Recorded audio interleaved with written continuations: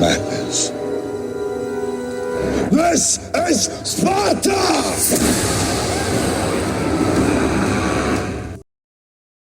Hello everybody, hope you're all doing well. It's Lane here with MetaShackle. The crypto market has absolutely been on fire the last week, and it looks like there's also plenty of room to continue running, which means that if you've been following the content that I've recently released, you've seen exactly how wrong I have been about many of my predictions. So apparently if I ever mention the word flash crash, this is your sign to start buying aggressively. But that's just the nature of the game when it comes to markets. We all try to predict things, we all try to get ahead of different moves, plan ahead, and ultimately churn out a profit. And you're going to be wrong more times than you're going to be right. But you only have to be right a few times to make some incredible, life-changing money, especially when it comes to the crypto markets. So in today's video, I'm going to be going over the ISO 222 tokens, just so we can kind of take a look at the charts and see where they're falling, as some are more undervalued than others, especially in regards to my charting techniques. So let's not waste any more time and let's get into the video. Use the coupon code 1776 for the entire month of July to get 25% off your first month of my Master Tier memberships on Patreon. I'll see you there. Now just taking a quick look here, overall you can see there's been quite a few coins that have done incredibly well. Meme Core here is up 192%. We got Pungy Penguins here up 89%. I mean, who doesn't own this? I mean, Pudgy Penguins? This is going to be the king of the new financial system. I mean, I can see why everybody's buying this thing. But seriously, taking a look at Stellar, which was up around 100%, is still pushing up 85% for the week. Algorand is pushing up near 59%. We've got Hedera at just over 50%. Onyx Coin pushing about 40%. IOTA, which is a laggard most times and likes to barely move, if not just continue to go down for very long periods of time. Even IOTA is up 41%, and I think it has a bright future in the long term as well. Even Kronos has done some climbing, up nearly 35%.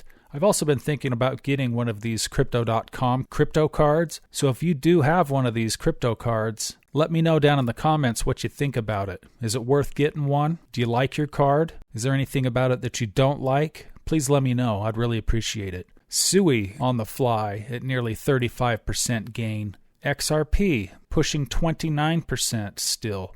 Cardano at about 27.5%. Matic at about 29%. XDC up at about 26%. Arbitrum pushing 25%. I mean, Pepe's up 25%. Generally, Pepe's up 25% in one move, but that's still pretty good. So overall, you can see that the market has absolutely been on a tear.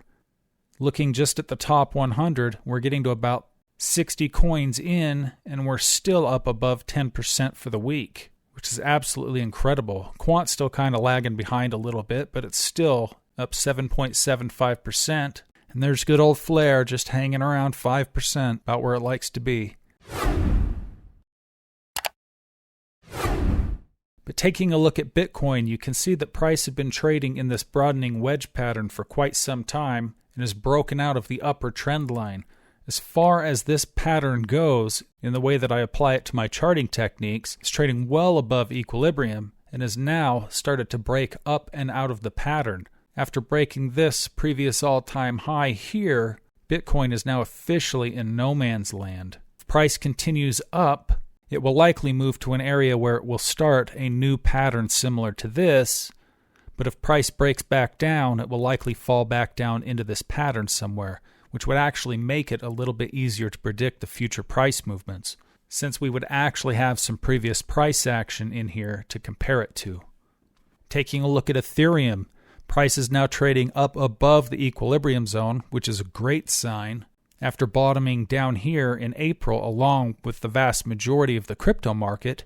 But looking at this chart overall, just in a broader view, and being about 50-50 within the pattern, very close to equilibrium, that leaves a lot of room to the upside. Just for Ethereum itself to get up to this upper trend line would be about a 32% gain. So overall, Ethereum is looking pretty good, especially now that it's above the equilibrium zone, which tends to act as a magnet, drawing price to it and repelling price from it. But we now have 4 full-body candles that have formed on the daily chart up above that, so that's a great sign. Jumping over to the XRP chart, you can see that we had this wedge pattern forming here with price breaking through, bursting right through the equilibrium zone. Now, price did get rejected off the area of this bearish order block right here in about that $3, $3.05 level. And it looks to me like there could be a good chance that price could eventually work back down to either this bullish BISI here, perhaps even down into the equilibrium zone at some point to test off of this upper trend line. It doesn't necessarily have to do that, but that's very common to see. In big moves like this, they don't last forever. Eventually the euphoria runs out, kind of like what we saw right here. And eventually gravity takes hold and brings prices back down, similar to what it did here with this flash crash candle that occurred right here on February the 3rd, which pretty much had sealed the deal for anybody who was still holding their positions. I'm not saying that's going to happen here, but you definitely want to be cautious and keep in mind that it's very likely at some point we'll see pullbacks down to lower levels to retest these areas. But overall, trading above the equilibrium zone, XRP is looking very good, but it's definitely had a hard time getting through this bearish order block right here, which may be a point of heavy resistance in the future. Nobody knows for sure, but we'll have to keep an eye on it. Taking a look at the XLM chart, with a chart very similar to what we saw on the XRP charts, forming this descending wedge pattern, price basically bottomed out down here towards this bullish order block, breaking out of the upper wedge, blew right through the equilibrium zone, filling this weak doji waterfall, and even coming up here to the positive 1 fib on my Fibonacci's. Just like XRP, there's a good chance that at some point this will come back down to test these lower levels once again, but there are multiple layers of support here, with this bullish BISI here, centered at about 33 cents. We've got one down here at about 27 cents. But like I said, it's not uncommon for these to come back and retest these breakout lines. So that's something that I would definitely keep in mind if price action starts to turn around. But we do have one candle formed above the equilibrium zone now, which is a positive sign. And there's a very good chance that a lot of these cryptos that have moved early will have some kind of a retrace. But overall, you can see that XLM has done a very good job in basically moving straight up during this breakout, even outperforming XRP on a percentage basis, as I've talked about in past videos, and which a lot of people in my Patreon have also been talking about. So there's quite a few people out there who have thought that there was a good chance that XLM could perhaps outperform XRP overall throughout this last leg of the bull run, assuming that this bull run ever ends, because we are now in the process of moving into a new digital global financial system, with the financial systems that we've known our entire lives basically coming to an end in many ways. Taking a look at the HBAR chart, looking very similar to what we saw in the XRP and XLM charts, we have this descending wedge pattern here. Price bottomed out on this lower bullish BISI, breaking to the upside, up and out of this upper trend line. Price got flat rejected right here at this bearish order block just below the equilibrium zone. So at this point, the equilibrium zone is still red, but it's also been building multiple layers of support below the price in the form of bullish fair value gaps. There's actually one right here that's not marked on my chart, just below current price. But if the bullish momentum continues and price continues to move up, there's also a lot of room to the upside here, because getting to this upper trend line could potentially signal about a 75 to 80% move just to get there. But if price does come back down to test off of this upper trend line here, that could be a considerable percentage move, pushing down here anywhere from about that 45% or higher range, which may or may not come into play, only time will tell. But it does look like HBAR has a lot of room to the upside compared to some of the other charts. And if you're only going to own a handful of cryptos, HBAR is definitely one of the ones that you want in your portfolio. I'm not saying that this is a good price to buy or anything, because when I started buying, it was much, much cheaper than what it is right now. But this is one of my top 5.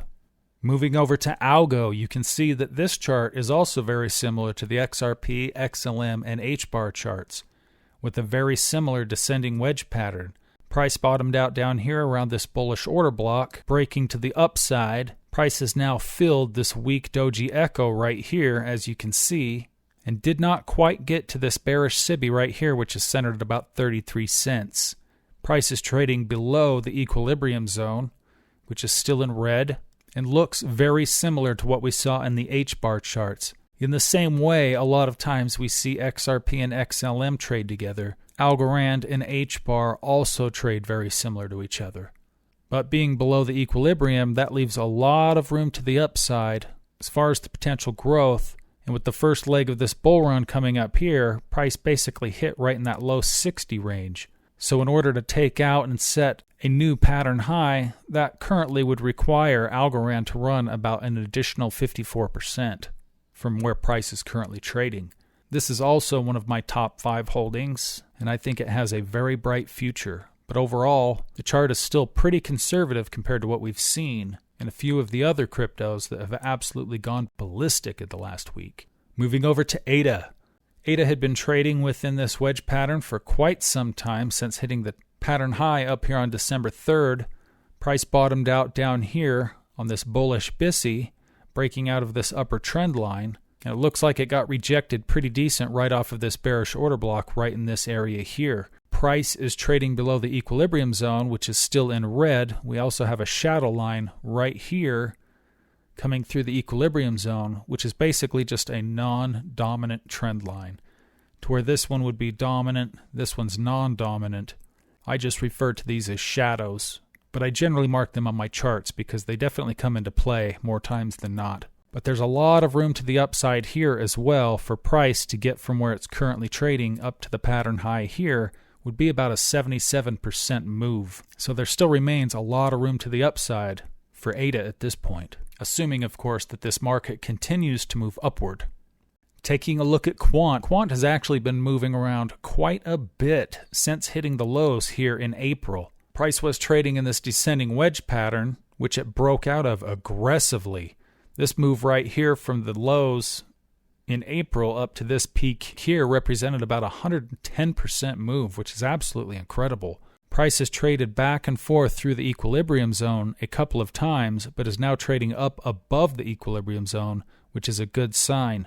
You can also see a shadow line right here, and you can see how it's come into play, especially the second time here where price is kind of pushing up against it. But it was rejected right here on this bearish SIBI centered about that $124 mark, having already made most of its move before any of the other cryptocurrencies had even considered breaking out. So essentially in this case, Quant was well ahead of the curve. So it'll be interesting to see what happens here, but one thing I would be watching for is price to stay above the equilibrium zone, but perhaps taking out this previous high right here at about 125.82. That would be an incredibly bullish sign. Plus, if price gets through these two bearish fair value gaps, filling this weak doji right here at $137 range, this bearish SIBI right here would likely be the next target at about $147. But as it sits right now, in order for price to get up to the pattern high, we still have about 48% to go, which leaves a lot of meat on the bone, assuming, of course, that it does move up into that range to challenge that pattern high. Taking a look at IOTA, here's that same pattern we've seen on quite a few other charts. Descending wedge pattern. Price has broken out of the upper trend line of this pattern now. We also have a shadow line right here, which price also broke out of that. Price had bottomed out down here in the lows, and once again right here on this bullish order block before pushing out. It didn't quite get to this bearish SIBI right here and still has a little bit to go before it can take out this previous high. And this is one reason why I don't own IOTA. I do believe that it has a bright future, don't get me wrong, but it's just not one that I'm interested in owning. I am looking into IOST and thinking about putting a position in there, but as far as IOTA, it's just not one that I want to hold. It's not one that I want to own. But I do think it has a place within the new financial system. It just tends to move in a way that I'm really not interested in, especially in terms of trading. But price is trading well below the equilibrium zone, which is still red, and price compared to the pattern high here means that in order to get back into that range to take out that pattern high, you're looking at a substantial move, in the 183% range. IOTA certainly likes to play around and not do much for long periods of time except for consolidate or move down. But as you can see from the charts here, when IOTA wants to make a move, it absolutely will make moves, especially with what we saw here during the Trump pump. With this move here, which took us up at about 463%, an absolute incredible move. That's not something you see every day. Not to mention it did it over a pretty short period of time from the election on November 5th up here to the peak on December 4th. So in about a month's period of time, this thing made that move. So this is definitely one, if you're a trader, you'd want to keep an eye on, because if it replicates the move we saw here, you could be in for some serious gains. And if you take a look at the chart, you can see, even though it was still moving up, it was kind of taking its time here before it got to that point of just busting out of here parabolically. So it kind of looks like we're seeing something similar on the charts here. So if it does start to consolidate like we saw right here in these areas off of these points, it might be something you want to keep an eye on. That could be the trade of the century if you happen to get on that at the right time. Taking a look at XDC.